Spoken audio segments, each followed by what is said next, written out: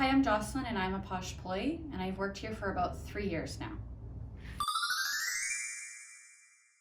My favorite things about working for Posh is the atmosphere. Whether you're out in the field with your coworkers or back at the office, it's always a positive and upbeat atmosphere. Clients should consider Posh over other cleaning services, not only for the extreme attention to detail that they strive to maintain, but also the client relationship that they also strive to keep with you.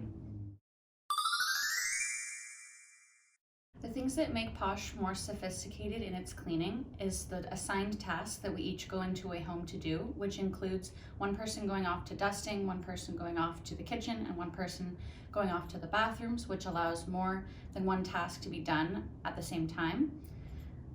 The notes that are constantly maintained for the homes and constantly updated so that even if you haven't been to a home, you have an idea of what the home is like, and the extreme training and knowledge that we are all given on the products that we are using, which makes you know what you're doing and what you're doing it with.